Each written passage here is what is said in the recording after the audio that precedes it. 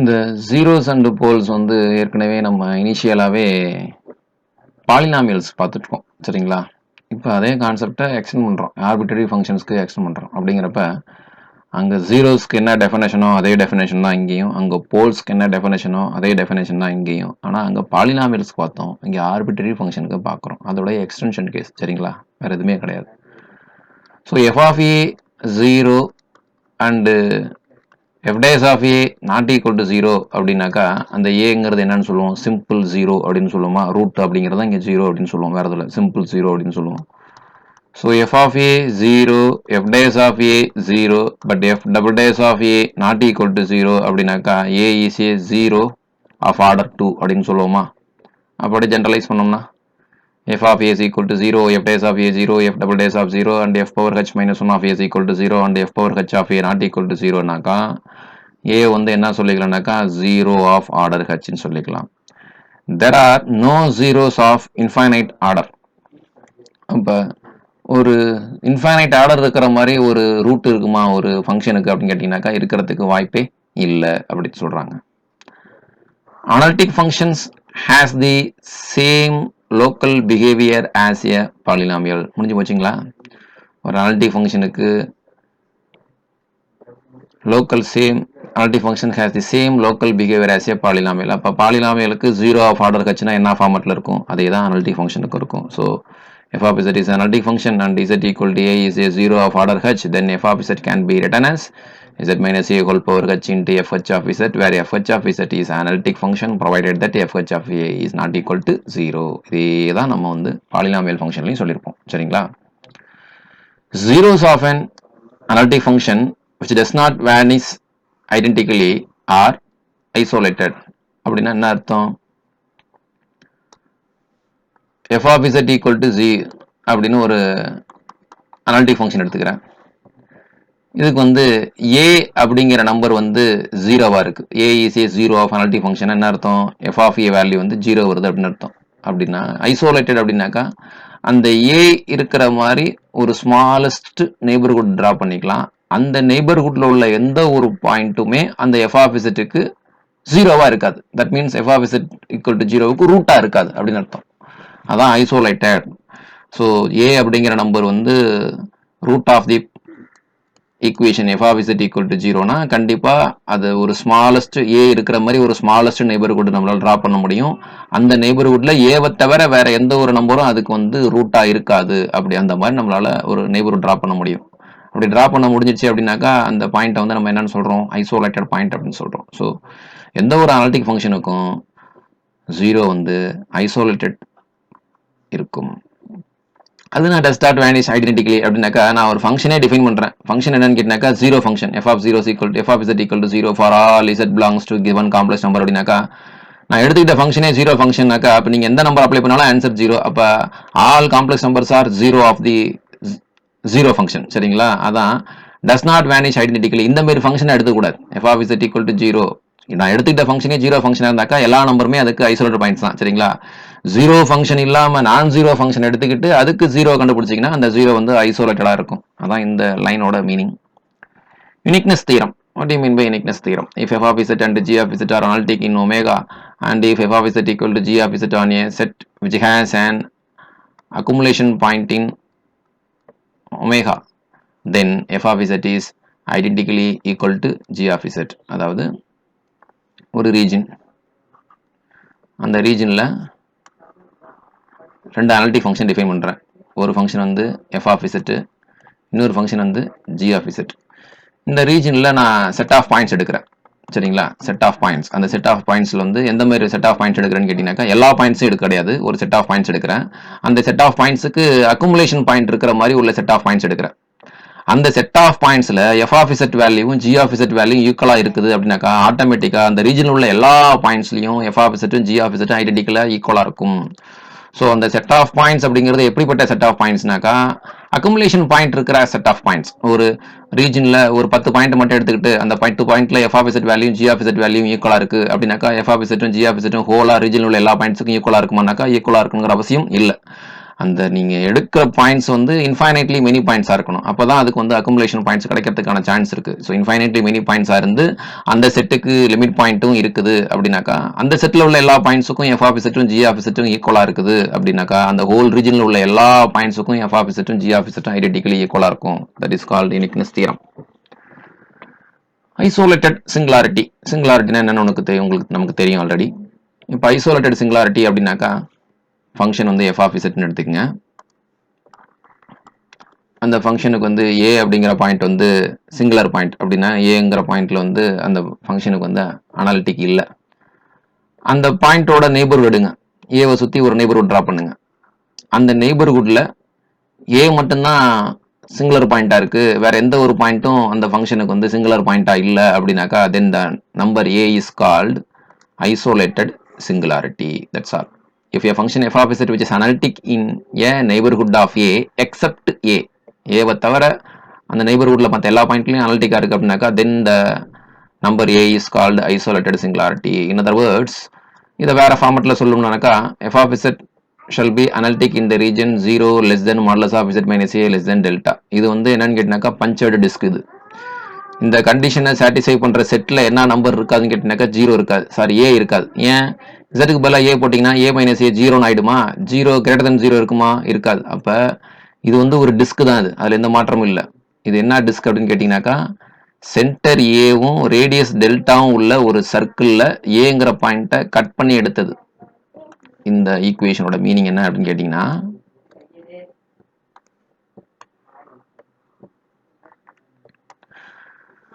Modulus of z minus A less than delta அப்படின்னு சொன்னோம்னாக்கா, ஏங்கிறது centre of the circle, delta அப்படிங்கிறது radius of the circle.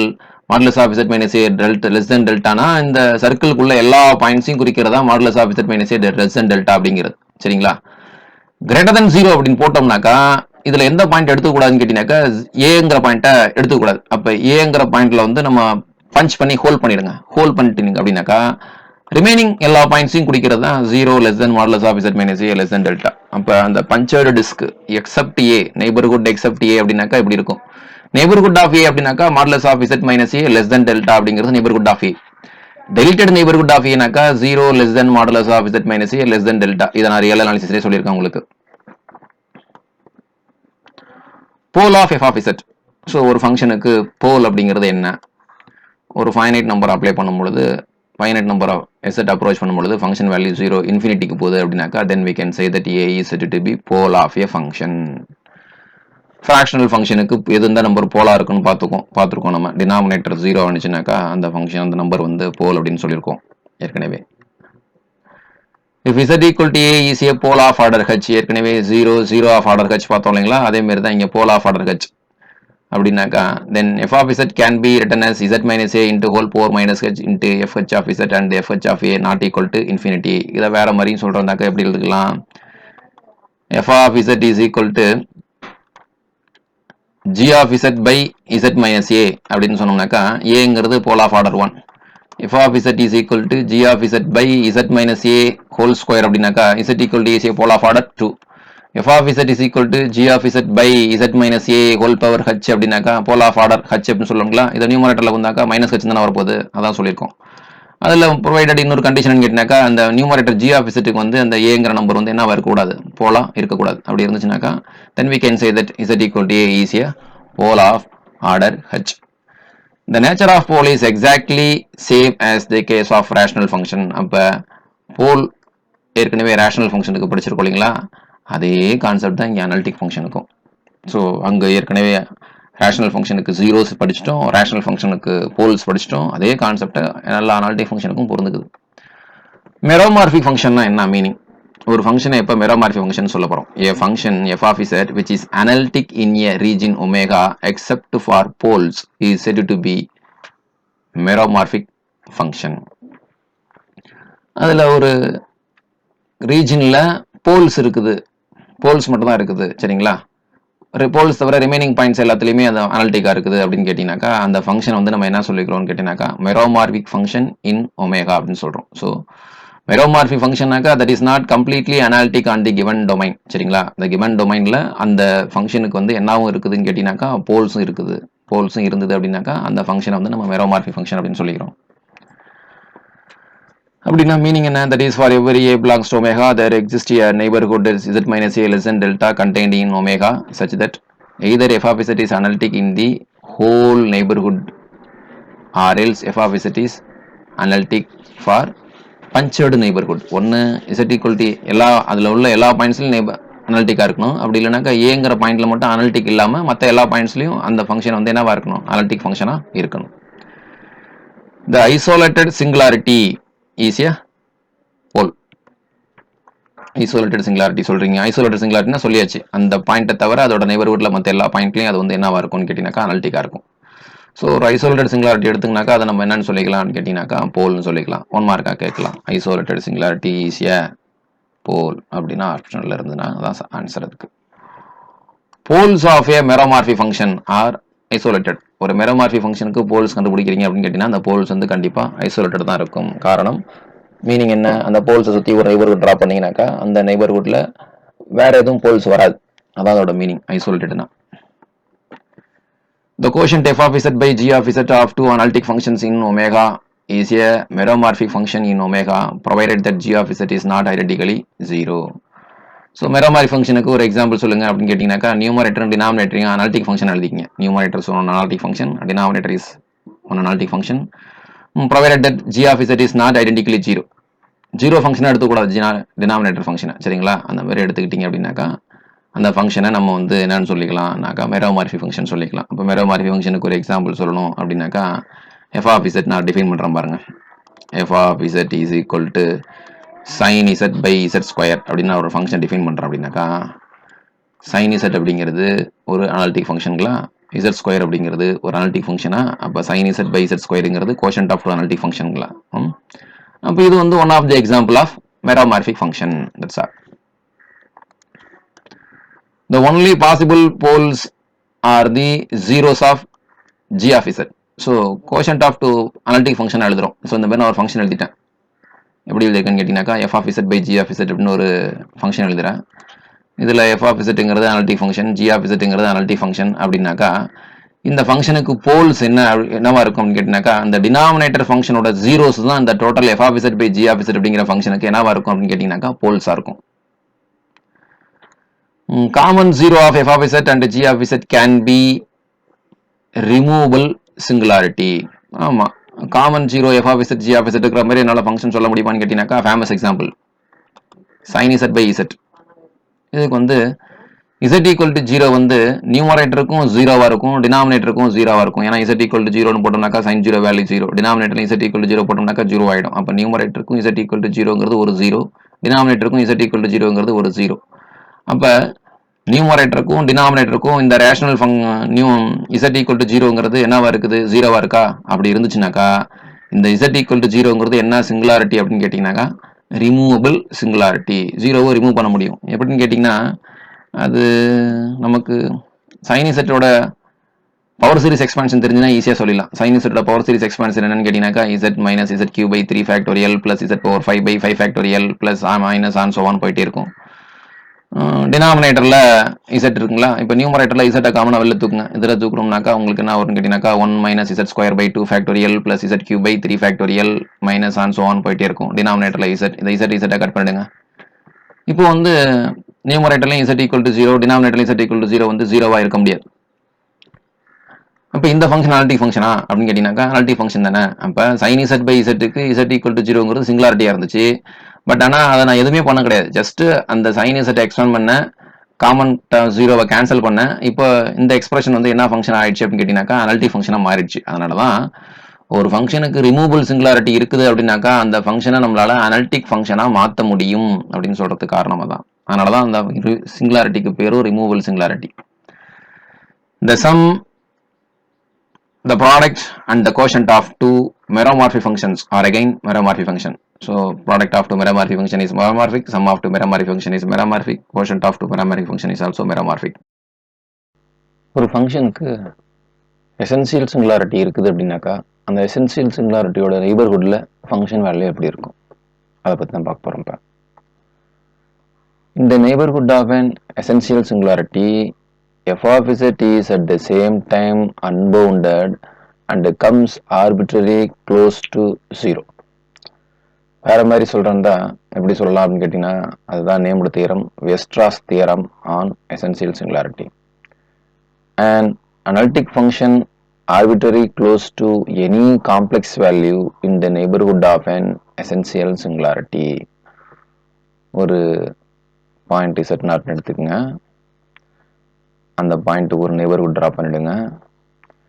இந்த z not அப்படிங்கிற point வந்து கிவன் ஃபங்க்ஷனுக்கு எசென்சியல் சிங்குலாரிட்டி அப்படின்னா அதோட நெய்பர்ஹுட் பாயிண்ட்ஸ்குள்ள அந்த ஃபங்க்ஷனோட வேல்யூஸ் வந்து ரேபிட் சேஞ்சஸ் இருக்கும். ரேபிட் சேஞ்சஸ்னாக்கா என்ன சொல்லியிருக்காங்க, f of z is at the same time unbounded and comes arbitrarily close to 0.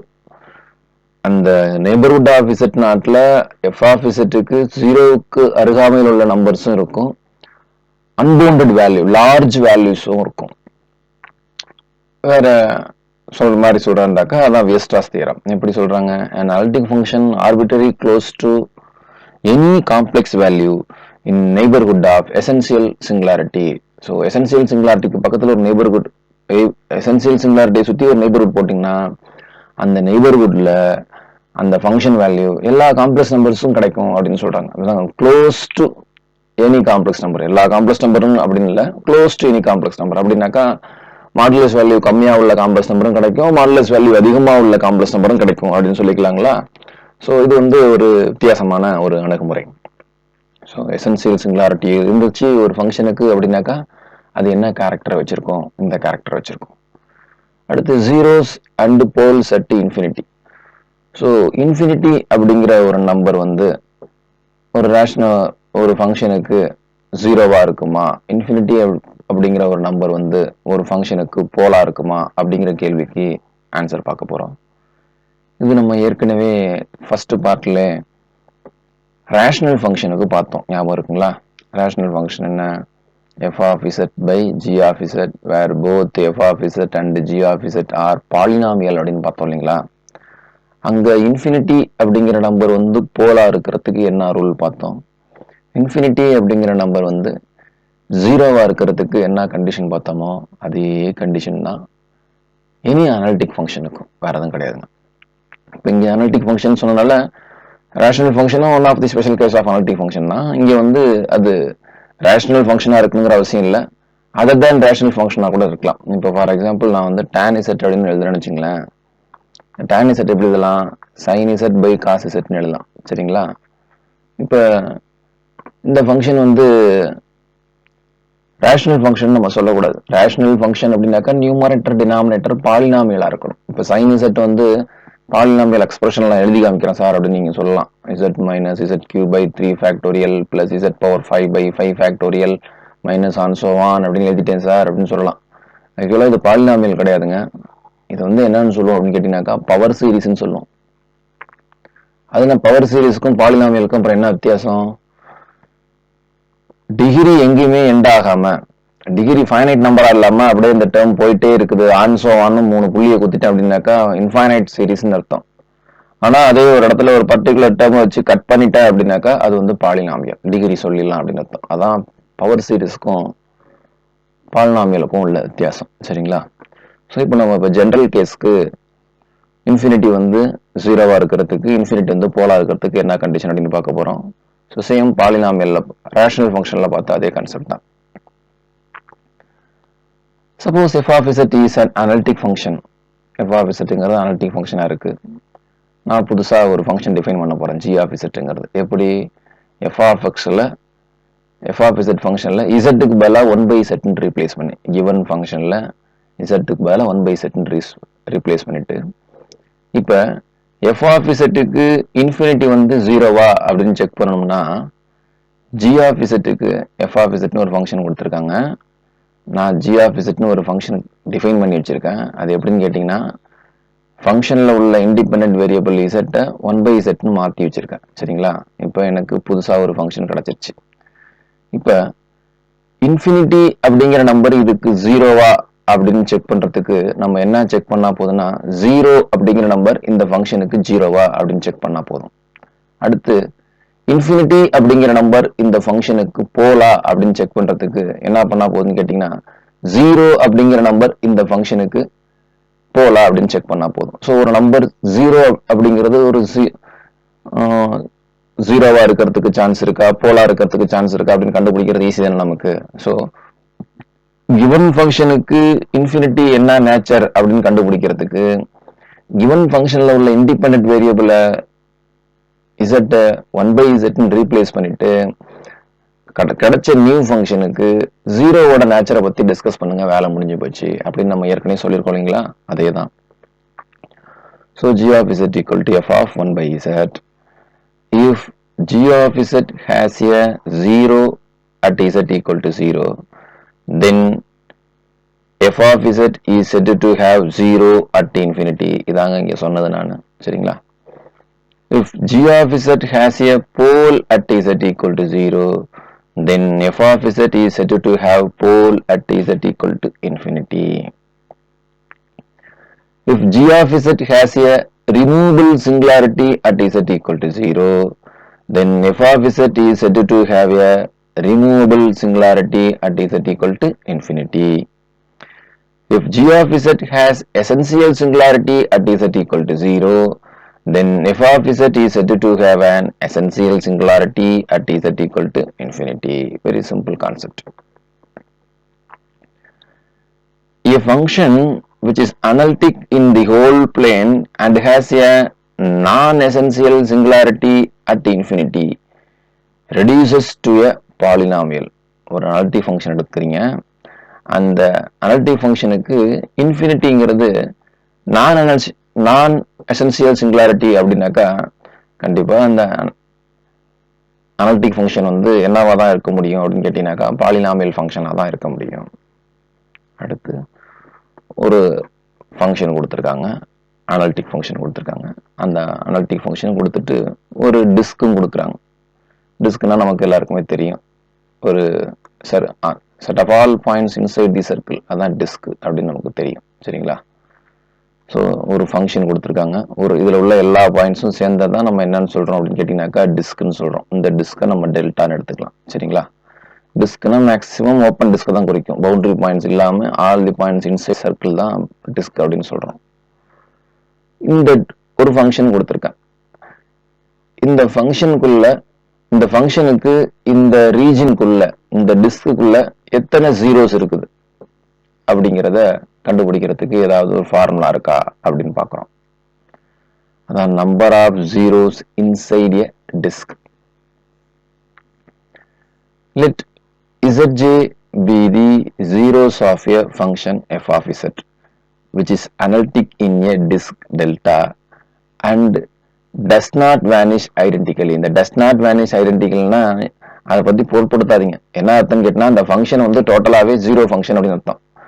f of z is equal to 0, அதாவது f of z ஒன்று equal to 0, f of z2 நீங்க என்ன input கொடுத்தாலும் ஃபங்க்ஷனோட value என்ன வரப்போகுது, 0 வரப்போகுது அர்த்தம். அப்படின்னா எல்லா காம்ப்ளெக்ஸ் நம்பரும் அதுக்கு 0 அர்த்தமா. ஸோ அதனால இந்த ஜீரோ ஃபங்க்ஷனை கன்சிடர் பண்ணாதீங்க அப்படின்னு அர்த்தம். அதான் இதோட மீனிங் வந்து நான் வேனிஷிங், அதாவது நான் ஜீரோ ஃபங்க்ஷன் அப்படிங்கிறத வச்சுக்கோங்க. சிம்பிளா சொல்லணும்னா let zj be the zero of a non-zero analytic function in a disk delta, each zero being counted as many times as its order indicates. ஆமா, பாலினாமியல் ஆஃப் டிகிரி என்னக்கு exactly n roots இருக்கும்னாக்கா same ரூட்ஸை வந்து multiplicity என்னவோ அத்தனை தடவை வந்து நம்ம count பண்ணிக்குவோம் இல்லைங்களா. அதான் இங்கே அடுத்து சொல்லியிருக்காங்க.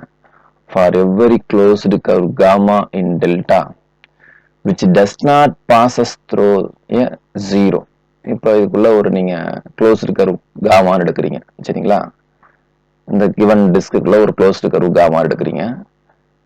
அந்த காமா எப்படி இருக்கணும் அப்படின்னு கேட்டீங்கன்னாக்கா அந்த கிவன் ஃபங்க்ஷனோட ஜீரோ வழியா பாஸ் பண்ணக்கூடாது. கிவன் ஃபங்க்ஷனுக்கு என்ன ரூட்டோ அந்த ரூட் வழியா பாஸ் பண்ணக்கூடாது. அந்த ரூட் உள்ளுக்குள்ள காமாவுக்குள்ள இருக்கலாம், இல்லை காமாவுக்கு வெளியில இருக்கலாம், அதை வச்சு பிரச்சனை இல்லை.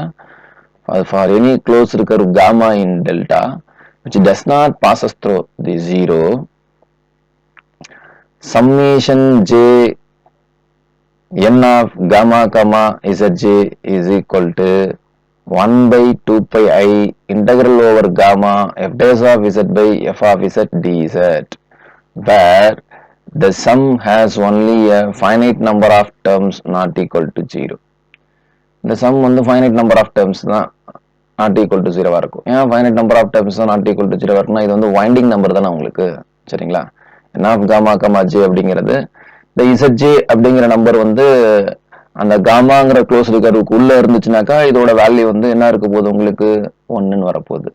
இல்லை இந்த இசட்ஜே அப்படிங்கிற நம்பர் வந்து காமா அப்படிங்கிற கர்வுக்கு வந்து வெளியில வந்துச்சு அப்படின்னாக்கா அந்த சம்மேஷன் வேல்யூ வந்து என்ன வரப்போகுது உங்களுக்கு 0ன்னு வரப்போகுது. Right, okay.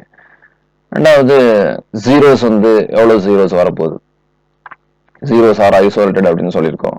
So finitely many zeros வருது. இல்லை இருந்தாலும் உங்களுக்கு இந்த சம்மேஷன்ல ஃபைனைட்லி மெனி டேர்ம்ஸ் தான் நான் ஜீரோ டேர்ம்ஸாக இருக்கும். எல்லா டேர்ம்ஸும் நான் ஜீரோ டேர்ம்ஸ் வராது. Right, okay. இதோட வேல்யூ மேக்ஸிமம். ரெண்டாவது சிம்பிள் க்ளோஸ்டு கர்வா எடுக்கும்போது என் ஆஃப் காமா காமா ஜே அப்படிங்கிறது ஒவ்வொரு வேல்யூவும் உங்களுக்கு என்னதான் வரும்னு கேட்டீங்கன்னாக்கா 1 தான் வரும். இன்சைட் தி காமாவா இருந்து இசட்ஜே வந்து காமாவுக்கு உள்ள இருந்துச்சுனாக்கா வைண்டிங் நம்பர் வேல்யூ 1, காமாவுக்கு வெளியில இருந்துச்சுனாக்கா winding number value 0. Next, local mapping theorem. Suppose that f of z is analytic at z0 and f of z0 is equal to w0 and f of z minus w0 has a 0 of order n at z0. If epsilon greater than 0 is sufficiently small, there exists a corresponding delta greater than 0 such that for all a with modulus of a minus omega naught less than delta, the equation f of z minus f of z equal to a has exactly n roots in the disk modulus of z minus z naught less than epsilon. இந்த f of z naught is equal to w naught அப்படிங்கிறது நம்ம ஒன்றும் கிடையாதுங்க. பாலினாமியலுக்கு வந்து இந்த மாதிரி ஒரு polynomial எழுதிட்டு x square minus 5x equal to 6 அப்படிங்கிற பாலினாமியலுக்கு சொல்யூஷன் கண்டுபிடிங்க, ஜீரோஸ் கண்டுபிடிங்க அப்படின்னாக்கா நம்ம இப்படி வச்சு தானே செய்வோம். எக்ஸ் ஸ்கொயர் மைனஸ் இப்படி எடுத்துக்கலாம், x square minus 5x equal to minus 6 எடுத்துக்கலாம். x square minus 5x plus 6 அப்படின்னு அதை கன்வெர்ட் பண்ணிட்டு இதுக்கு நம்ம ஜீரோஸுக்கு செக் பண்ணிக்கலாம். போதுங்களா? 5 into 2 numbers whose product equal to 6, sum equal to minus 5 அப்படிங்கிற மாதிரி செக் பண்ணலாங்களா? ஸோ இப்போ இந்த நம்பருக்கு நீங்க ஜீரோஸ் கண்டுபிடிக்கிறதுக்கு இந்த நம்பருக்கு நம்ம ஜீரோஸை பத்தி அனலைஸ் பண்ணலாமா? அதை அப்படியே மைண்ட்ல வச்சுக்கோங்க. எக்ஸ்ட்ரா சில இங்கே கான்செப்ட் இன்ட்ரோடியூஸ் பண்ணியிருக்காங்க. இந்த நெய்பர்ஹுட்ல, இந்த டெல்டா நெய்பர்ஹுட்ல உங்களுக்கு அந்த காம்ப்ளெக்ஸ் நம்பர்ஸுக்கு n ரூட்ஸ் கிடைச்சிடும். Delta neighbourhood, extra neighbourhood concept வச்சு சொல்லியிருக்காங்க. வேற எதுவும் கிடையாது, சரிங்களா? ஸோ லோக்கல் மேப்பிங் தியரம், இப்போ இந்த ஸ்டேட்மெண்ட்டை கொடுத்துட்டு நேம்டு தியரம் அப்படிங்கறதுனால நேம் ஆஃப் தி தியரம் கேட்கலாம், சரிங்களா? அப்படி இல்லைனாக்கா local mapping theorem states that அப்படின்னு கொடுத்துட்டு ஒரு 4 ஸ்டேட்மெண்ட்டை கொடுக்கலாம். அந்த 4 ஸ்டேட்மெண்ட்ல எது லோக்கல் மேப்பிங் தியரம் சொல்ற ஸ்டேட்மெண்ட் அப்படிங்கறத நீங்க கண்டுபிடிச்சு எழுதலாம். ஓகே. ஏ நான் constant analytic function maps open sets onto open sets. So இன்ட்ரெஸ்டிங்கான விஷயம். ஒரு அனலிட்டிக் ஃபங்க்ஷனாக இருந்துச்சு அப்படின்னாக்கா கண்டிப்பாக அது ஓப்பன் மேப்பிங்காக இருக்கும். அதாவது டொமைனில் ஒரு ஓப்பன் செட் எடுத்தோம்னா அதோட இமேஜும் கோடமைனில் என்னவா இருக்கும்னு கேட்டிங்கனாக்கா ஓப்பன் செட்டாக இருக்கும். So a non-constant analytic function maps open sets onto open sets. A function which is analytic in the whole plane and has non-essential singularity at infinity reduces to a polynomial. ஏற்கனவே இந்த ரிசல்ட்டை நம்ம சொல்லியிருக்கோம், சரிங்களா? ஒரு result 2 தடவை repeat ஆகுது அப்படின்னாக்கா என்ன அர்த்தம்னு கேட்டிங்கன்னா வேற ஒரு புக்கையும் அந்த இடத்துல இன்ட்ரோடியூஸ் பண்ணி எழுதும் பொழுது அந்த ரிசல்ட் ரிப்பீட் ஆயிருக்கு, வேற எதுவும் இல்லை. The function e power z, sin z, cos z have essential singularity at infinity. இந்த ஃபங்க்ஷனுக்கு வந்து இன்ஃபினிட்டி அப்படிங்கிறது எசென்சியல் சிங்குலாரிட்டியா இருக்கும். என்ன சார் எசென்சியல் சிங்குலாரிட்டி அப்படின்னு ஒரே வார்த்தையில் சொல்லிட்டு போயிட்டீங்க அப்படின்னா அதெல்லாம் மனப்பாடம் பண்ண சொல்றீங்களா? அதெல்லாம் ஒன்றும் இல்லைங்க. நம்ம லாரன்ஸ் சீரிஸ் எக்ஸ்பான்ஷன் அப்படின்னு ஒன்று பார்க்க போறோம். அந்த லாரன்ஸ் சீரிஸ் எக்ஸ்பான்ஷனை பார்க்கும் பொழுது இதுக்கு வந்து இன்ஃபினிட்டிங்கிறது எசென்சியல் சிங்குலாரிட்டின்னு எதனால சொன்னோம் அப்படிங்கிற விஷயம் உங்களுக்கு ரொம்ப ஈஸியாகவே தெரிஞ்சு போயிடும். இப்போதைக்கு சிங்குலாரிட்டி பற்றி பேசிட்டு இருக்கும்பொழுது இந்த விஷயத்தை நம்ம சொல்லிடுறோம், வேற எதுவும் இல்லை. An isolated singularity of f of z is removable as soon as either real part of f of z or imaginary part of f of z is bounded above or bounded below. Isolated singularity வந்து ரிமூவபிளா இருக்கணும் அப்படின்னாக்கா அது என்ன ஒரு கண்டிஷனை satisfy பண்ணணும், அந்த ஃபங்க்ஷனோட real பார்ட்டோ இல்லை இமேஜினரி பார்ட்டோ ஒன்று பவுண்டட் அபோவா இருக்கணும், இல்லை பவுண்டட் பிலோவா இருக்கணும். An isolated singularity of f of z cannot be a pole of e power f of z. இந்த இடத்துல மாத்திக்கங்க, e power f of z. இப்போ f of z அப்படிங்கிற ஃபங்க்ஷனுக்கு z0 அப்படிங்கிற நம்பர் வந்து ஐசோலேட்டட் சிங்குலாரிட்டியா இருக்குது அப்படின்னாக்கா e பவர் அந்த ஃபங்க்ஷனை வந்து e பவர்ல எழுதணும் அப்படின்னு கேட்டீங்கன்னாக்கா அது சேம் z0 அப்படிங்கிற ஃபங்க்ஷனுக்கு இந்த e பவர் f of z-க்கு என்னவா இருக்க முடியாது அப்படின்னு கேட்டீங்கன்னா போலா இருக்க முடியாது. So result an isolated singularity of f of z cannot be a pole of e power f of z.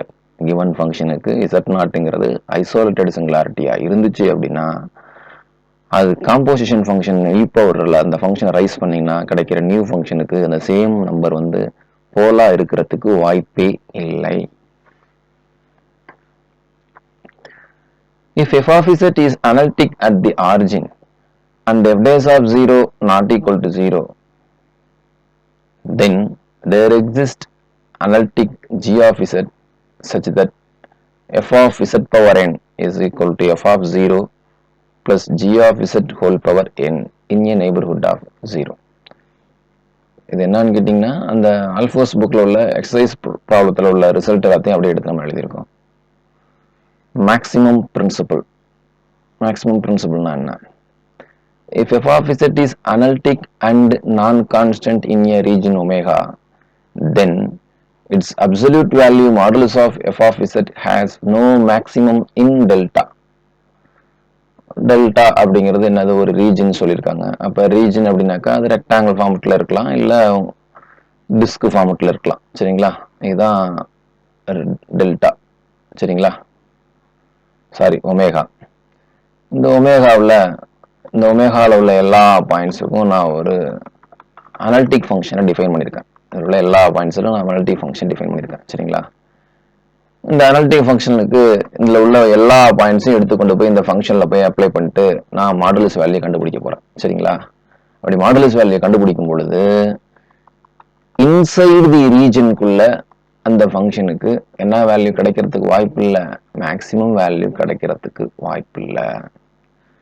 f of z is analytic and non-constant in a region omega, then its absolute value has no maximum in omega. inside the region கூட கிடைக்கிறதுக்கு வாய்ப்பு இல்லை, boundary of the regionல தான் கிடைக்கிறதுக்கு chances இருக்கு அப்படின்னு அர்த்தம்.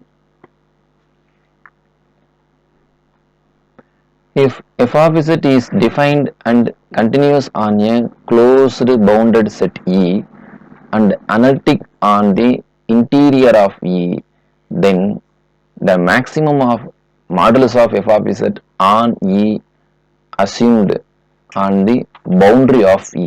இப்போ ஏற்கனவே சொன்னோம் இல்லைங்களா, அதுதான் இங்கே. அப்போ வந்து எந்த இடத்துல தான் மேக்ஸிமம் கிடைக்கும், பவுண்டரி ஆஃப் தி செட்டில் அனலிட்டிக் கிடைக்கும்.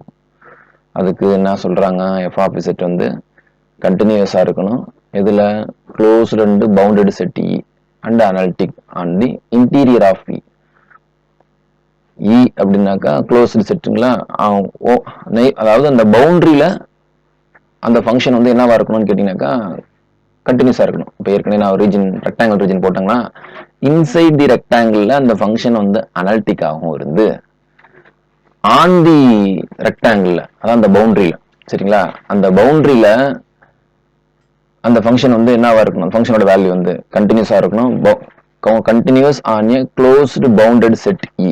சரிங்களா, கண்டினியூஸாக இருந்தது அப்படின்னாக்கா அந்த ஃபங்க்ஷனுக்கு மாடுலஸ் ஆஃப் எஃப் ஆஃப் இசட்டோட மேக்ஸிமம் வேல்யூ வந்து எங்கே இருக்குன்னு கேட்டிங்கன்னா அந்த பவுண்டரி லைனில் இருக்கும்.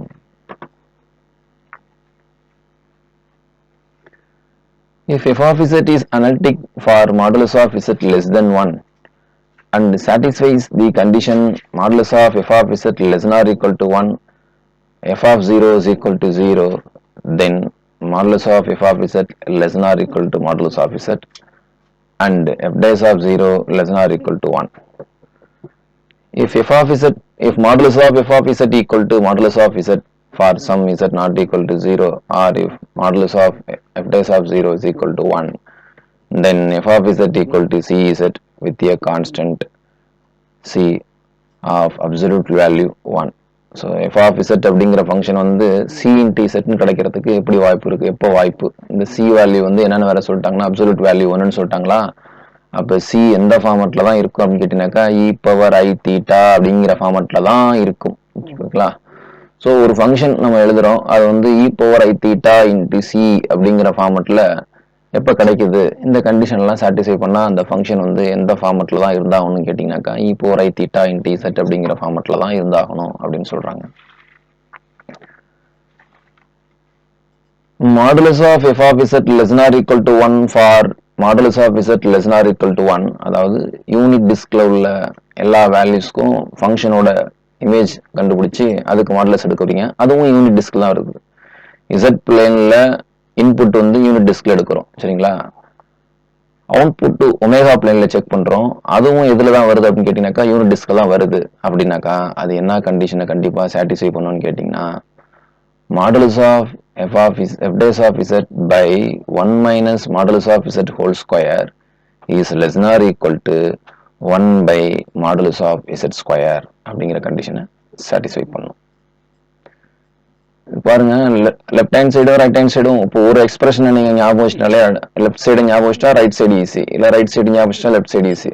என்னன்னு கேட்டிங்கன்னா இங்கே எஃப் ஆஃப் இசட் வந்து இசட்னு ரீப்ளேஸ் பண்ணுங்க எஃப் ஆஃப் இசட் இருக்கிற இடத்துல. அப்போ எஃப் டேஷ்ங்கிறது இசட்டை டிஃபரன்ஷியேட் பண்ணால் ஒன்று தானே. ஸோ லெஃப்ட் சைடு ஞாபகம் வச்சுன்னா ரைட் சைடு ஈஸியாக எழுதலாம் உங்களுக்கு. If F of Z is analytic and imaginary part greater or equal to 0 for imaginary part greater then 0, தென்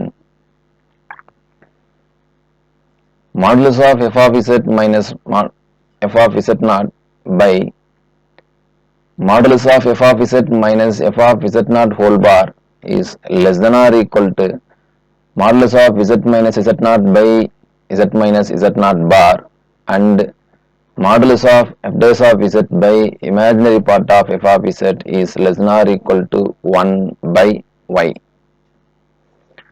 இப்போ பார்த்தீங்கன்னா இந்த ஸ்டேஜோட நம்ம காம்ப்ளெக்ஸ் அனாலிசிஸ்க்கான சிலபஸ் வந்து ஆல்ஃபோர்ஸ் புக்கில் முடியுது. நம்ம காம்ப்ளெக்ஸ் சிலபஸ் என்ன கொடுக்குறாங்களோ அது வந்து நம்ம மெட்டீரியலில் 76 பேஜோட முடிஞ்சிருது. இதோடய காம்ப்ளெக்ஸ் அனாலிசிஸில் ஆல்ஃபோர்ஸ் புக்கில் சிலபஸ் முடிஞ்சிருது. இப்போ உங்களுக்கு ஆச்சரியமாக தான் இருக்கணும், இதில் லாரன்ஸ் சீரீஸில் எதுவுமே இல்லை, ரெசிடியூ பற்றி எதுவுமே பேசலை, ஆனால் வந்து சிலபஸ் முடிஞ்சிச்சுன்னு சொல்கிறீங்களே அப்படின்னாக்கா ஆல்ஃபோர்ஸ் புக்கில் அப்படி தாங்க இருக்குது. ஆல்ஃபோர்ஸ் புக்கில் நம்ம வந்து ரெசிடியூ, அதாவது சிங்குலாரிட்டிஸ் பற்றி டிஸ்கஸ் பண்ணியிருக்காங்க, ஆனால் ரெசிடியூ வந்து இல்லை. இன்னும் நீங்கள் வந்து சிலபஸே படித்து பாருங்களேன், சிலபஸில் எந்த ஒரு வார்த்தையிலுமே ரெசிடியூ அப்படிங்கிற வார்த்தையே இருக்காது.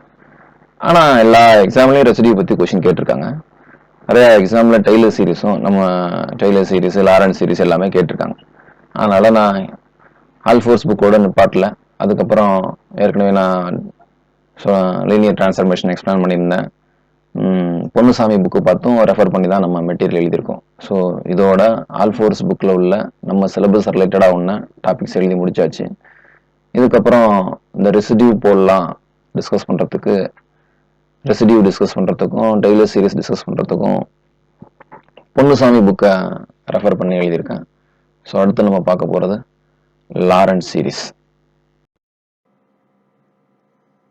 Riemann's theorem. Suppose that f of z has an isolated singularity at z equal to z naught and is bounded in some deleted neighborhood of z naught, then f of z can be defined at z naught in such a way and f of z to be analytic at z naught. அதான் என்ன சொல்லியிருக்கோம், removable சிங்குலாரிட்டியை வந்து நம்ம அந்த இடத்துல particular பாயிண்ட்டில் அதை அனலிட்டிக்காகவும் மாற்ற முடியும் அப்படின்னு சொல்லியிருக்கோம் இல்லைங்களா. That's all. அப்போ sin z by zல வந்து at z equal to 0ல ஃபங்க்ஷன் வேல்யூ வந்து 1 டிஃபைன் பண்ணிட்டோம்னாக்கா அது வந்து அந்த z equal to 0ல அந்த ஃபங்க்ஷன் வந்து அனலிட்டிக் ஃபங்க்ஷனாக மாறிக்கும். அதை சொல்கிறது தான் ரீமான் செய்யும். ரிமூவபிள் சிங்குலாரிட்டியில் அந்த ஃபங்க்ஷனை வந்து நம்ம அனலிட்டிக்காக அந்த பர்டிகுலர் பாயிண்ட்டை அனலிட்டிக்காக கன்வெர்ட் பண்ண முடியும்.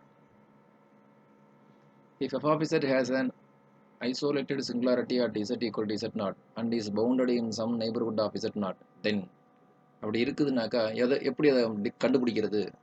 இந்த கண்டிஷன் யூஸ் பண்ணி கண்டுபிடிக்கலாம். Limit z tends to z naught f of z equal to f of z naught. In particular, limit z tends to z naught f of z exists. So singularity, isolated singularity இருக்குது. அது வந்து at z equal to z naught. அப்புறம் அந்த z நாட்டோட நெய்பர்ஹுட்டில் function வந்து பவுண்டடாக இருக்குது அப்படின்னாக்கா கண்டிப்பாக இந்த z நாட்டில் லிமிட் எக்ஸிஸ்ட் ஆயிருக்கு அப்படின்னு அர்த்தம்.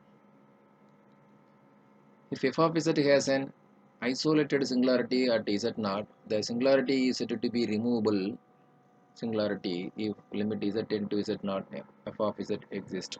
ஸோ இந்த லிமிட் எக்ஸிஸ்ட் ஆகிட்டுனாக்கா இந்த சிங்குலாரிட்டியை வந்து நம்ம ரிமூவபிள் சிங்குலாரிட்டி அப்படின்னு சொல்லிக்கிறோம். So we may consider such a function to be analytic. Therefore, sin z by z is an entire function.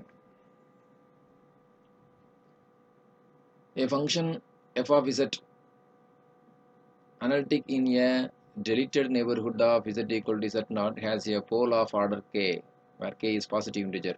ஒரு ஃபங்க்ஷனுக்கு z equal to z naught அப்படிங்கிறது pole of order k எப்போ சொல்ல முடியும்? அந்த ஃபங்க்ஷன் வந்து இந்த கண்டிஷன் சாட்டிஸ்ஃபை பண்ணணும். என்னது? Limit z tends to z naught z minus z naught whole power k into f of z வந்து ஒரு ஃபைனைட் நம்பராக வரணும். அந்த ஃபைனைட் நம்பர் வந்து ஜீரோவும் இருக்கக்கூடாது, இன்ஃபினிட்டியாக இருக்கக்கூடாது. அப்படி வந்துச்சுனாக்கா அந்த z நாட் அப்படிங்கிற நம்பரை அந்த ஃபங்க்ஷனுக்கு போல்னு சொல்லுவோம். அந்த போலோட ஆர்டர் வந்து k அப்படின்னு சொல்லிக்கலாம். சரிங்களா? If f of z has an isolated singularity at z naught and f of z tends to infinity as z tends to z naught, then f of z has a pole at z equal to z naught. இதை வேற மாதிரி define பண்ணுங்க. இது எனக்கு புரியல அப்படின்னாக்கா இப்படி சொல்லிக்கலாம். இசட்டுக்கு பதிலாக z நாட்னு அப்ளை பண்ணும்பொழுது ஃபங்க்ஷன் வேல்யூ இன்ஃபினிட்டியை போகுது அப்படின்னாக்கா then z not is called pole. Singularity removal சிங்குலாரிட்டின்னு எப்போ சொன்னோம்? லிமிட் எக்ஸிஸ்டாக இருக்கணும், ஃபைனைட் நம்பராக இருக்கணும். சரிங்களா? Limit exist.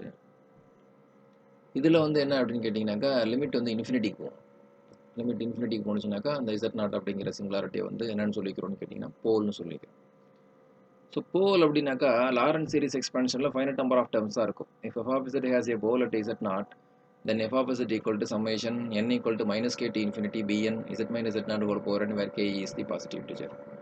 ஆக்சுவலாக லாரன்ஸ் சீரிஸ் எக்ஸ்பான்ஷன் என்ன வரும்? Minus infinity to plus infinity வருங்களா? ஆனால் இங்கே என்ன எழுதியிருக்கேன்? மைனஸ் கேலேருந்து எழுதியிருக்கேன். அப்படின்னாக்கா நெகட்டிவ் பிரின்சிபல் பார்ட்டில் k நம்பர் ஆஃப் டேர்ம்ஸ் இருக்குது அப்படின்னு அர்த்தம். That's all. And isolated singularity that is neither removable nor a pole is said to be essential singularity. So ஒரு சிங்குலாரிட்டி எசென்சியல் சொல்லணும்னாக்கா அது வந்து போலாகவும் இருக்கக்கூடாது, ரிமூவபுளாகவும் இருக்கக்கூடாது. A function f of z which is analytic in deleted neighborhood of z naught has an essential singularity at z equal to z naught if there exists no non-negative integer k for which limit z tends to z naught z minus z naught whole power k exist. அப்படி இருந்துச்சுன்னா அதை நம்ம என்னன்னு சொல்லியிருக்கோம்? போல்னு சொல்லியிருக்கோம். போல் அப்போ essential சிங்குலாரிட்டினா கண்டிப்பாக அது போலாக இருக்கக்கூடாது இல்லைங்களா? அதனால தான் அந்த மாதிரி சொல்லியிருக்காங்க. ஸோ இதுக்கு முன்னாடி சொன்ன செட் மட்டும் இதுவும் ஒரே மீனிங் தான். If f of z has an essential singularity at z equal to z naught, then f of z has comes arbitrarily close to every complex number value in each deleted neighborhood of z naught. இதெல்லாம் 1 மார்க்காக கேட்டிருப்பாங்கன்னு நினைக்கிறேன். z நாட்டுங்கிறது essential சிங்குலாரிட்டியாக இருந்தனாக்கா அதோட நெய்பர்ஹுட்டில் அந்த function வந்து எல்லா complex நம்பரையும் கிட்டத்தட்ட achieve பண்ணுற மாதிரி இருக்கும். அதான் comes arbitrarily close to every complex number அப்படின்னு சொல்கிறாங்க. Suppose that f of z has an essential singularity at z equal to z naught given any complex number a. There exists a sequence zn such that z tends to z naught implies that function value tends to a. அப்படின்னா என்ன அர்த்தம்? அந்த function வந்து எல்லா complex நம்பரையும் achieve பண்ணிக்கிறதுக்கு chances இருக்குது அப்படின்னு அர்த்தம். இப்போ 1 by z has an isolated essential singularity at z equal to 0. ஏற்கனவே நம்ம எழுதி காமிச்சிட்டோம். இப்போ 1 by z வந்து பவர் சீரிஸ் எக்ஸ்பான்ஷன் எழுதும்பொழுது டினாமினேட்டரில் z டேர்ம் வந்து இன்ஃபைனைட்லி மெனி டேர்ம்ஸில் வந்துச்சு. அப்படி வந்தாலே z equal to 0 நம்ம என்ன சிங்குலாரிட்டின்னு சொன்னோம்? எசென்சியல் சிங்குலாரிட்டி அப்படின்னு சொன்னோம். F of z has an isolated singularity at z equal to infinity if and only if f of 1 by z has an isolated singularity at z equal to 0. இது வந்து இன்ட்ரெஸ்டிங்கான ஒரு concept. இதை base பண்ணி question கேட்பாங்க. ஒரு ஃபங்க்ஷனை கொடுத்துட்டு அந்த ஃபங்க்ஷனுக்கு இன்ஃபினிட்டிவ்ங்கிறது ஐசோலேட்டட் சிங்குலாரிட்டியா இல்லையான்னு கேட்பாங்க. ஸோ இன்ஃபினிட்டிவ் கொண்டு போய் அப்ளை பண்ணி ஃபங்க்ஷனை செக் பண்ணுறது ரொம்ப சிரமமான விஷயம். அதனால அந்த ஃபங்க்ஷனில் இசட்டை வந்து 1 by z ரீப்ளேஸ் பண்ணி புதுசாக ஒரு ஃபங்க்ஷனை கிரியேட் பண்ணிட்டு அந்த ஃபங்க்ஷனில் இசட்டுக்கு பதிலாக 0 செக் பண்ணி 0 சப்ஸ்டிட் பண்ணுங்க. இப்போ 0ங்கிறது f of 1 by z அப்படிங்கிற ஃபங்க்ஷனுக்கு ஐசோலேட்டட் சிங்குலாரிட்டியாக இருந்துச்சுன்னா கண்டிப்பாக கிவன் ஃபங்க்ஷனுக்கு இன்ஃபினிட்டிங்கிறது ஐசோலேட்டட் சிங்குலாரிட்டியாக இருக்கும். That's all. Singularity of f of z at z equal to infinity is removable, a pole or essential according as the singularity of f of 1 by z at z equal to 0 is removable, a pole or essential. இது வந்து isolated சிங்குலாரிட்டிக்கு இது பொருந்தது அப்படின்னாக்கா isolated சிங்குலாரிட்டியை தான் நம்ம மூணாக பிரித்து வச்சுருக்கோமே. எப்படி பிரித்து வச்சுருக்கோம்? ரிமூவபிள்னு சொல்லியிருக்கோம், போல்னு சொல்லியிருக்கோம், எசென்சியல் சொல்லியிருக்கோம். ஸோ ரெண்டு ஸ்டேட்மெண்ட்டும் ஒரே மீனிங் தான். சரிங்களா? இன்ஃபினிட்டிங்கிறது ரிமூவபிள் சிங்குலாரிட்டியா அப்படின்னு பார்க்கணும்னாக்கா ஃபங்க்ஷனில் போய் இசட்டுக்கு பதிலாக 1 by z அப்ளை பண்ணிவிட்டு அந்த கிடைச்ச நியூ ஃபங்க்ஷனில் இசட் ஈக்குவல் டு 0ன்னு அப்ளை பண்ணி அது ரிமூவபிளாக இருக்கா இல்லையா அப்படின்னு செக் பண்ணால் போதும். அந்த மாதிரி மற்றதையும் செக் பண்ணி பார்த்துக்குங்க. முடிஞ்சு போச்சு. Consider the function f of z equal to z square plus 1. இதுக்கு வந்து இன்ஃபினிட்டிங்கிறது என்ன மாதிரி சிங்குலாரிட்டி அப்படின்னு பார்க்க போகிறோம். சரிங்களா? இப்போ ஃபங்க்ஷன் எடுத்து எழுதிக்கலாம். f of z is equal to z square plus 1 அப்படின்னு சொல்லியாச்சு. இப்போ இன்ஃபினிட்டி வந்து செக் பண்ணணும் அப்படின்னு கேட்டிங்கனாக்கா நீங்கள் ஃபங்க்ஷனை வந்து இசட்டை வந்து 1 by z ரீப்ளேஸ் பண்ணுங்கள். 1 by z ரீப்ளேஸ் பண்ணால் 1 by z ஸ்கொயர் ப்ளஸ் 1 அப்படின்னு வந்துடும். சரிங்களா? இப்போ இசட்டுக்கு பதிலாக 0 அப்படின்னு அப்ளை பண்ணும்பொழுது ஃபங்க்ஷன் வேல்யூ வந்து என்ன வருது? f of 1 by z value வந்து இன்ஃபினிட்டி ஆகுதுங்களா? அப்போ z equal to 0 is a pole of f of 1 by z. சரிங்களா? அதோட ஆர்டர் என்ன? நமக்கு இதோட பவரில் இருக்கிறது. So z equal to 0 is a pole of order 2 of f of 1 by z. f of 1 by z-க்கு z ஈக்குவல் டு 0ங்கிறது போலாக இருக்குது. அப்போ ஒரிஜினல் ஃபங்க்ஷனுக்கு z equal to infinity is a pole of order 2 of f of z. That's all. So இன்ஃபினிட்டியை பற்றி original ஃபங்க்ஷனுக்கு discuss பண்ணணும்னாக்கா ஃபங்க்ஷனில் இசட்டுக்கு பதிலாக 1 by z ரீப்ளேஸ் பண்ணி கிடைச்ச நியூ ஃபங்க்ஷனுக்கு 0 எடுத்து செக் பண்ணுங்க. f of z equal to e power z has essential singularity at z equal to infinity. z equal to infinityங்கிறது f of z-க்கு essential singularity அப்படின்னு கேட்குறேன். நீங்கள் என்ன பண்ணணும்? f of z is equal to e power z ஃபங்க்ஷனுக்கு இன்ஃபினிட்டியை பற்றி check பண்ண சொல்கிறேன்னா நீங்கள் இசட்டுக்கு பதிலாக 1 by z ரீப்ளேஸ் பண்ணுங்கள். e power 1 by z வரும். e power 1 by z apply பண்ணாக்கா அதோட பவர் சீரிஸ் எக்ஸ்பான்ஷன் வந்து நமக்கு எல்லாருக்குமே தெரியும். 1 plus 1 by z plus 1 by 2 factorial into z square plus 1 by 3 factorial into z cube அப்படின்னு முடியாரும். ஸோ இப்போ பவர் சீரிஸ் எக்ஸ்பான்ஷனில் டினாமினேட்டரில் z வந்து இன்ஃபைனைட்லி மெனி டேர்ம் வந்திருக்கு. அப்போ ஆட்டோமேட்டிக்காக இது எசென்சியல். என்னது எசென்சியல்? 0ங்கிறது எசென்சியல். அப்போ ஒரிஜினல் ஃபங்க்ஷனுக்கு இன்ஃபினிட்டிங்கிறது எசென்சியல். That's all. இப்போ இந்த ஃபங்க்ஷன் எடுத்துக்கிட்டோம் அப்படின்னு கேட்டிங்கன்னா f of z is equal to 1 by z into z cube plus z power 3 4 plus 5 அப்படிங்கிறது 0 அப்படிங்கிறது சிம்பிள் போல். ஏன்னா இசட்டுக்கு பதிலாக 0 அப்படின்னு கொடுத்தோம்னாக்கா ஃபங்க்ஷன் வேல்யூ வந்து இன்ஃபினிட்டி ஆகிடும். அப்போ 0ங்கிறது போல். அதேமாரி இந்த இடத்துல வந்து 2i அப்ளை பண்ணாலும் 0 ஆகிடும். டினாமினேட்டர் 0 ஆகிடும். டினாமினேட்டர் 0னாக்கா function value infinity. -2i apply பண்ணாலும் உங்களுக்கு வந்து டினாமினேட்டர் 0 ஆகிடும். அப்போ டினாமினேட்டர் 0னாக்கா ஃபங்க்ஷன் வேல்யூ இன்ஃபினிட்டி. ஸோ இந்த 3 நம்பரும் அதுக்கு போல். சரி, இதுக்கு வந்து இன்ஃபினிட்டி வந்து சிங்குலாரிட்டியாக இருக்க முடியுமா அப்படின்னு பார்த்தாக்கா ஃபங்க்ஷனுக்கு 1 by z ரீப்ளேஸ் பண்ணணுமா? ஃபங்க்ஷனுக்கு 1 by z ரீப்ளேஸ் பண்ண பிறகு கிடைச்ச நியூ ஃபங்க்ஷனுக்கு z ஈக்குவல் டு 0 டிஸ்கஸ் பண்ணி பார்க்கணும். இப்போ z ஈக்குவல் டு 0ன்னு அப்ளை பண்ணும்பொழுது இது வந்து என்னவா வரல? சிங்குலாரிட்டியாக மாறல. z ஈக்குவல் டு 0ங்கிறது என்னவா இருக்குனாக்கா பாயிண்ட் ஆஃப் அனாலிட்டிக்காக இருக்குது. ஸோ z ஈக்குவல் டு 0ங்கிறது போலாக இருந்துச்சுனாக்கா f of z-க்கு இன்ஃபினிட்டி வந்து போலாக இருக்கும். ஸோ இங்கே z ஈக்குவல் டு 0ங்கிறது அனாலிட்டிக் பாயிண்டாக இருக்குது. ஸோ z ஈக்குவல் டு இன்ஃபினிட்டிங்கிறது கிவன் ஃபங்க்ஷனுக்கு என்னவா இருக்க முடியாது? சிங்குலாரிட்டியாக இருக்க முடியாது. If f of z equal to summation n equal to 0 to k a n z power n is a polynomial of degree k, then f of z has a pole of order k at infinity. ஒரு polynomial degree கேன்னு இருந்துச்சுனாக்கா அதுக்கு இன்ஃபினிட்டிங்கிறது போலா இருக்கும். ரெண்டாவது அதோட order என்னவா இருக்கும்னு கேட்டீங்கன்னா can இருக்கும்.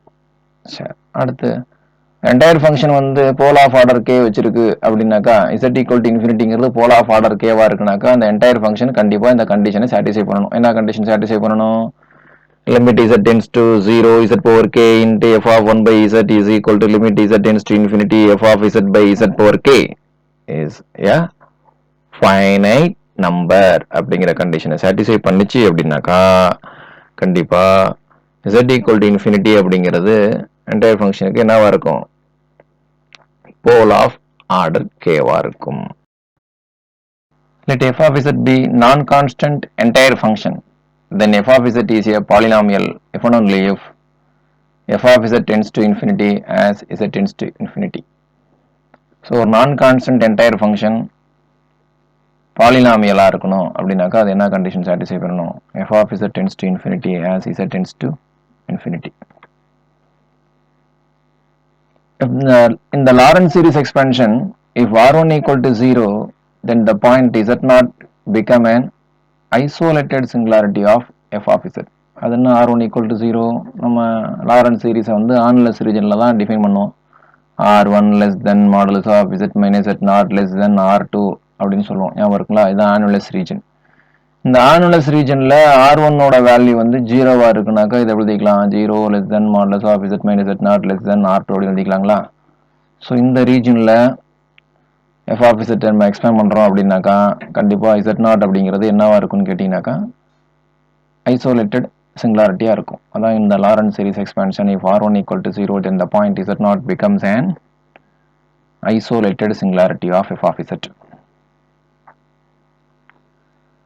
Suppose that f of z has an isolated singularity at z0.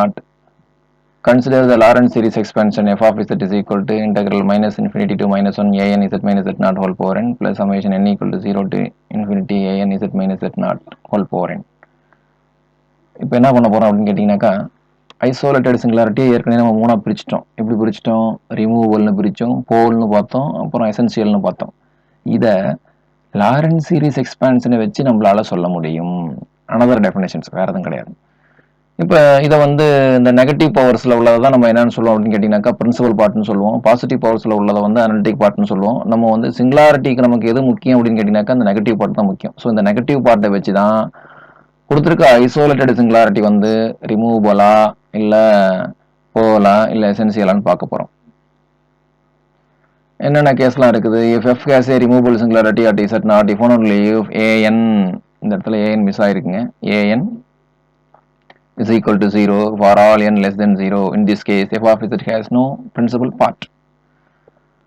given ஃபங்க்ஷனுக்கு z0ங்கிறது ரிமூவபிள் சிங்குலாரிட்டியாக இருந்துச்சுன்னா அதோட லாரன்ஸ் சீரிஸ் எக்ஸ்பான்ஷனில் பிரின்சிபல் பார்ட்டே இருக்காது. That's all. அப்போது ஒரு ஃபங்க்ஷனோட லாரன்ஸ் சீரிஸ் எக்ஸ்பான்ஷனில் பிரின்சிபல் பார்ட் இல்லை அப்படின்னாக்கா அது removable singularity. So f of z has a pole of order m. f of z வந்து z0ங்கிறது போல் ஆஃப் ஆர்டர் m இருந்துச்சுனாக்கா லாரன்ஸ் சீரிஸ் எக்ஸ்பான்ஷனில் m டேர்ம்ஸ் இருக்கும். Then if and only if there exist principal பார்ட்டில் m terms இருக்கும். Analytic பார்ட்டில் இல்லை, principal பார்ட்டை வச்சு தான் நம்ம சிங்குலாரிட்டி பேசிகிட்டு இருக்கோம். if and only if there exist and m belongs to n such that a of minus m not equal to 0 and an equal to 0 for all n less than minus m. In this case, principal part consists of finite number of terms. The principal part has infinitely many terms if and only if the singularity at z0 is an essential singularity. Let f of z be a rational function. Let f of z equal to p of z by q of z where p and q are polynomials. f of z has a removable singularity at infinity. அதாவது ஒரு rational ஃபங்க்ஷனுக்கு இன்ஃபினிட்டிங்கிறது எப்போ removable singularity, rational ஃபங்க்ஷனுக்கு இன்ஃபினிட்டிங்கிறது removable சிங்குலாரிட்டியாக இருந்துச்சுனாக்கா அதுக்கான equivalent டெஃபினேஷன்ஸ்னா என்ன? So rational ஃபங்க்ஷனில் இன்ஃபினிட்டிங்கிறது removable சிங்குலாரிட்டியாக இருந்துச்சு அப்படின்னாக்கா அந்த ரேஷனல் ஃபங்க்ஷனில் இசட்டுக்கு பதிலாக 1/z ரீப்ளேஸ் பண்ணோம்னாக்கா z equal to 0ங்கிறது ரிமூவபிள் சிங்குலாரிட்டியாக இருக்கும். அந்த ரேஷனல் ஃபங்க்ஷனில் இசட்டுக்கு பதிலாக 1/z ரீப்ளேஸ் பண்ணி மாடுலஸ் வேல்யூ கண்டுபிடிச்சோம்னாக்கா that is less nor equal to finite number for 0 less than modulus of 1 by z less than epsilon. இந்த இன்டர்வல்ல உள்ள z வேல்யூஸ்க்கு modulus of f of 1 by z value வந்து less than or equal to m இருக்கும். Modulus of f of z less than or equal to m for modulus of z greater than 1 by epsilon. And degree of p of z is less than or equal to degree of q of z. அதாவது numerator degree is less than denominator degree. அப்படி இருந்துச்சுன்னா கண்டிப்பா z equal to infinity அப்படிங்கிறது removable சிங்குலாரிட்டியா இருக்கும். So இதில் எதை வேணாலும் அழகா 1 மார்க்க கொஸ்டினா காயின் பண்ணலாமே.